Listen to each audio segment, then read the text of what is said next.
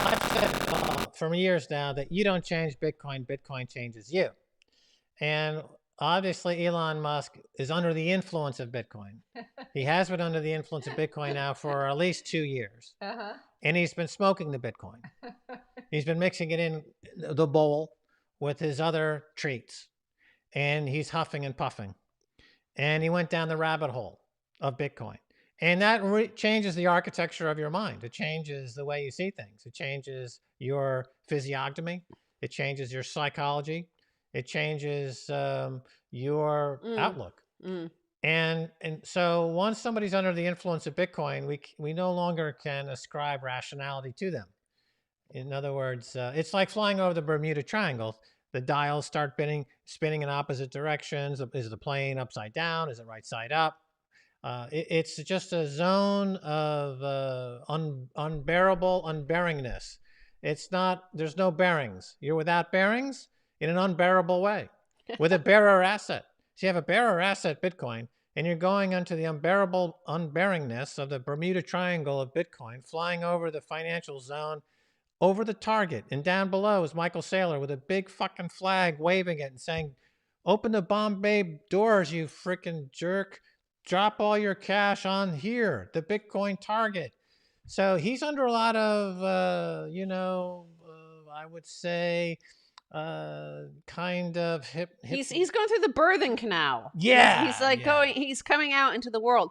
If you've ever witnessed a baby being born, like I saw my nephew being born, it's pretty dramatic. Right. They don't tell you they come out like a huge banana head. Right. So there's Elon. He's coming out of Michael Saylor's vagina.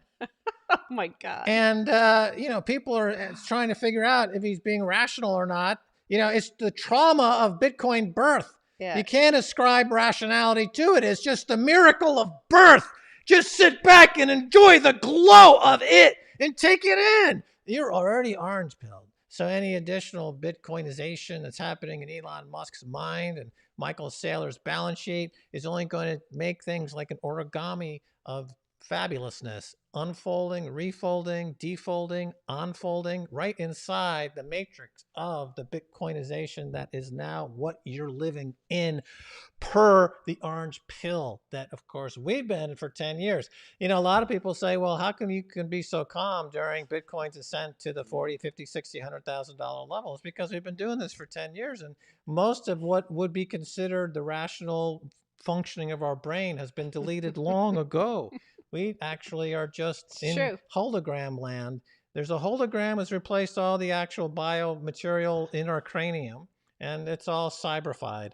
And we actually communicate this way. And this is the only time we use audible words to communicate. Words. Yeah, because usually off air, we just communicate in each other's cybersphere, and we're just one person. The Max and Stacy, it's just actually Max Stacy. It's just one person.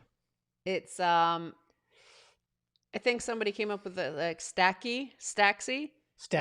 We're Staxy. We stack and stack. Yeah, we already went crazy. We already did the whole crazy thing. Yeah, we went crazy. I'd say, back in 2013, I went totally insane. And then I realized it doesn't matter because the Bitcoin price will just keep going higher. And I've got the Bitcoin and everyone else is going to be scrambling for the Bitcoin. So also you can buy Teslas with Bitcoin.